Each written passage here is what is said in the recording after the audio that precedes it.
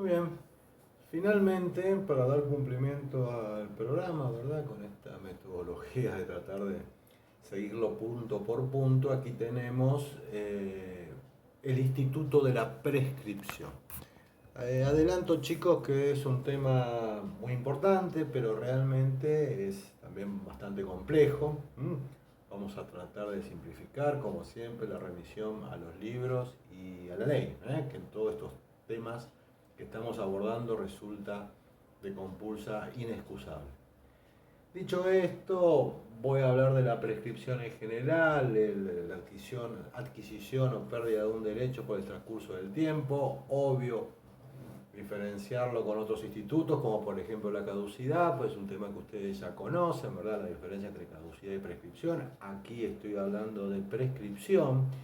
Y dentro de lo que es la prescripción en nuestra materia, como ustedes hay una temática que todavía obviamente no han abordado, esto también complica un poco explicar a esta altura del partido el término de prescripción. Lo cierto es que solamente voy a hablar de la prescripción de los impuestos.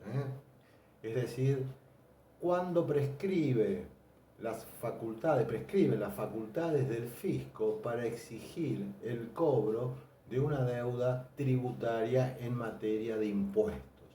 Les aclaro esto, que me voy a remitir a los impuestos, porque voy a dejar de lado el aspecto de la prescripción referida a las partes sancionatorias, ya sea multas o clausuras, y también voy a dejar aparte, afuera en este momento, el tema referido a la prescripción de la acción de repetición, es decir, una acción que está en cabeza del contribuyente que puede exigirle la devolución de lo abonado sin causa o de manera indebida al Estado. Esto lo voy a dejar aparte, me voy a limitar a analizar el instituto de la prescripción desde la materia referida a los impuestos, al monto del impuesto deudado y sus accesorios, en su caso intereses.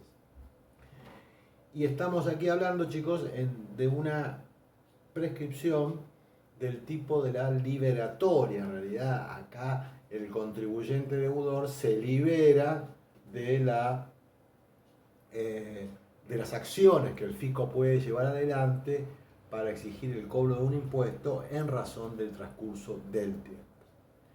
Con este alcance vamos a ver el artículo 56 de la ley, que ahí se establecen los plazos de prescripción, siempre hablando de la ley 11.683, y aquí habla de un plazo bifronte de 5 años o de 10 años. Siempre hacemos el mismo análisis con el correlato con otras temáticas que ustedes ya vieron, ¿verdad? Y hacemos hincapié otra vez, insistimos, acá no hay problema, 75 inciso 12, ley nacional. Estamos analizando, por lo tanto, el plazo de 5 días. Acá no hay ninguna discusión, como dio lugar en su momento a lo que ven ustedes con la doctora García Peña en el tema de Filcross. Acá es la ley nacional, que haya un plazo de 10, no hay ningún problema antes y después de la reforma del Código Civil y Comercial de la Nación. Por lo tanto, tenemos estos dos plazos. ¿Cuándo corre 5 años o cuándo 10? Digo, el fisco tiene la facultad de determinar y de exigir el pago por 5 años para aquellos contribuyentes que, debiendo inscribirse en un impuesto, es una obligación de hacer, es decir, cuando yo inicio una actividad, por ejemplo, grabada por un impuesto, debo ir a la FIP e inscribirme. Digo, cuando yo estoy inscrito regularmente, hay una prescripción de 5 años para que yo me libere de las acciones del fisco para el cobro del impuesto, o bien que yo debí inscribirme, a lo mejor no lo hice en tiempo y forma, pero regularicé espontáneamente esa obligación formal, es decir, que fui en algún momento y me inscribí. Pero fui espontáneamente. ¿Por qué aclaro esto? Porque el plazo de 10 años que está en la ley 11.683, se aplica para aquellos contribuyentes que, debiendo inscribirse porque comenzaron a desarrollar alguna actividad grabada, no lo hicieran espontáneamente. Si no lo hacen espontáneamente, porque el fisco los descubre, ¿verdad? En ese caso, la prescripción de aquel contribuyente que debió inscribirse en tiempo y forma y no lo hizo tampoco lo hizo voluntariamente, sino que fue descubierto por la AFIP, en ese caso el plazo de prescripción en el ámbito nacional se extiende a 10 años. Dos plazos, 5 y 10, según estas consideraciones expuestas. Otro tema que tenemos que ver de la prescripción, que es otro particularismo del derecho tributario, en este caso de la ley 11.683, es cómo se empieza a computar este plazo. Los plazos de prescripción, siempre hablando de impuestos, chicos, se empiezan a contar a partir del 1 de enero siguiente en que se produzca el vencimiento de los plazos generales para la presentación de declaraciones juradas e ingreso del gravamen. Esto lo dice el artículo 57 de la ley 11.683, para lo cual tengo que diferenciar entre aquellos tributos que me exigen una presentación de declaración jurada y aquellos que no. En este punto les acompaño ahí en el espacio de la comisión 4, dos diapositivas donde hacemos esta diferencia entre la obligación de ingreso de gravamen, la obligación de pago y la declaración jurada. Son dos diapositivas que aclaran este tema de cómo se computa el plazo de prescripción en un ejemplo donde utilizo el plazo quinquenal.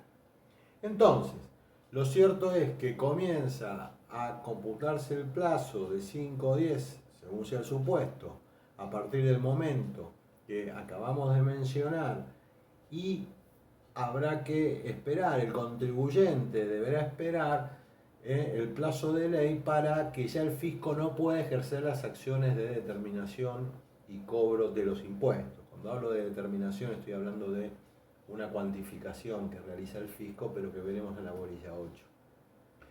Entonces, aquí ustedes van a ver que es una consecuencia, no es que confundamos los institutos, pero digo, si ustedes siempre tienen presente lo que dijimos en el primer bloque, que la particularidad de nuestra materia es que la cuantificación por principio general la establece el propio deudor, bueno, suele ocurrir que muchas veces en realidad ese pago efectuado no es porque el mismo haya sido liberatorio, si es menor a lo que la ley exigía, pero digo, puede en todo caso no exigirlo, no puede exigirlo la AFIP porque le han prescripto las acciones legales a los efectos de su cobro. ¿Se dan cuenta? O sea que tiene una relación también. Veremos próximamente en la bolilla 8 que el fisco, en este caso la Administración Federal de Ingresos Públicos, cuenta en la ley con una serie de facultades para verificar precisamente que esa cuantificación que hizo el deudor per se esté acorde con el mandato legal. Eso lo veremos más adelante. Ahora bien, como ustedes recordarán, en todo instituto de la prescripción ya sabemos el plazo, ya sabemos desde cuándo se computa, pero ustedes recordarán que hay causales de suspensión e interrupción de la prescripción. En cuanto a las causales de suspensión e interrupción, recordarán ustedes también el diferente efecto. En el caso de la suspensión, viene corriendo el plazo, se suspende por otro periodo y luego cuando cesa la causal de suspensión se reanuda el cómputo, obviamente aprovechando el plazo que ya había corrido hasta el momento de operar la causal de suspensión. Cuando hablo de interrupción, no, ¿qué pasa? Un plazo viene corriendo, cuando hay una interrupción, ese plazo es como que no hubiese corrido, cuando cesa la causal de interrupción o cuando lo dispone la ley, vuelve a computar el plazo total o general. Vamos a empezar en este bloque hablando de la suspensión de la prescripción y aquí estamos hablando del artículo 65. Voy a mirar nada más que un par de incisos acá porque reitero, hay muchas cosas que tienen que ver con multa, con repetición y otras que ustedes no tienen todavía el conocimiento para poder entenderlo, ¿verdad? Porque está referido a cuestiones posteriores. Pero bueno, hay que abordar aquí la prescripción y la suspensión, dice el inciso A, se suspenderá por un año desde la fecha de intimación administrativa de pago de tributos determinados, cierto presuntivamente, en relación a las acciones y poderes fiscales para exigir el pago intimado. Simplemente le quiero decir, chicos, lo recordaremos cuando veamos el tema de la determinación de oficio, pero como les adelanté hace unos minutos,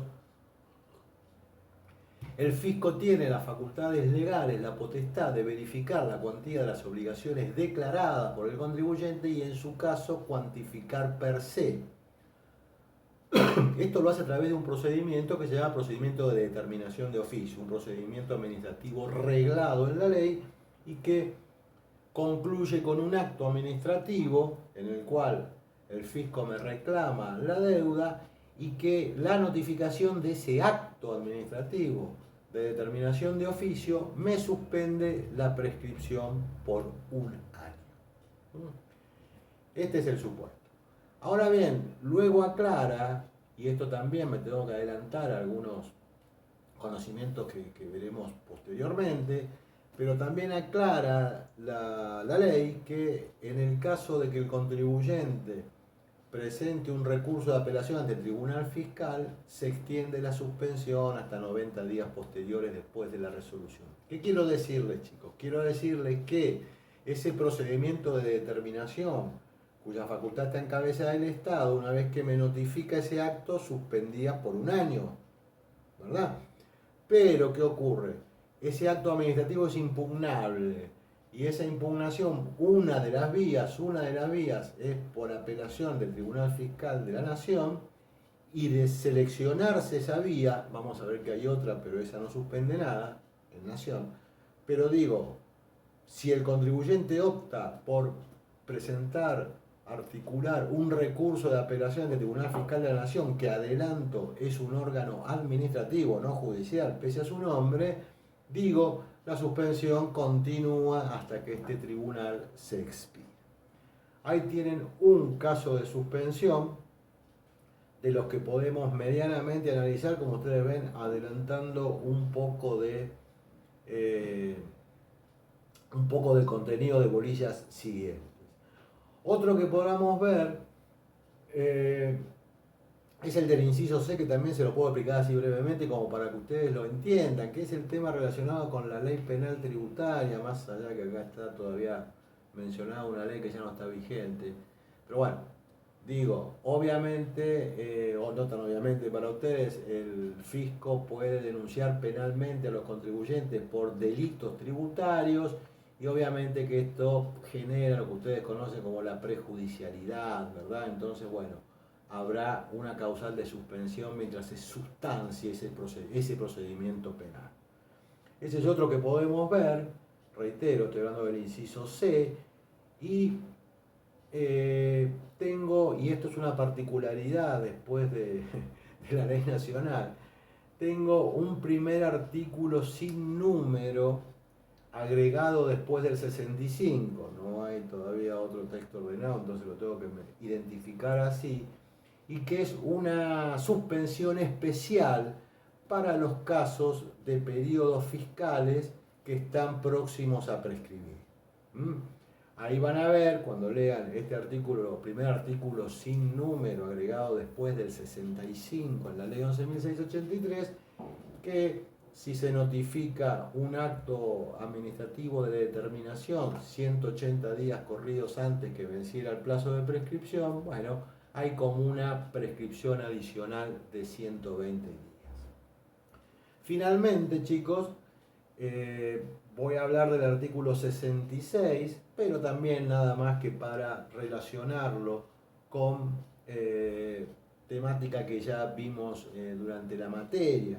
Y recordarán ustedes que la bolilla 6.2, ¿verdad?, hablaba de los beneficios fiscales, promociones industriales, hablaron ustedes también de toda esta temática, ¿verdad?, referida a las exenciones, beneficios, promoción industrial. Bueno, lo cierto es que el 66 prevé que en estos casos hay una suspensión especial que es de 2 años en los casos que se trate de una intimación de pago que la FIP le realice a un inversionista que se encontró amparado, beneficiado, podemos decir, con algún régimen especial de promoción industrial, regional, sectorial o de cualquier otra índole.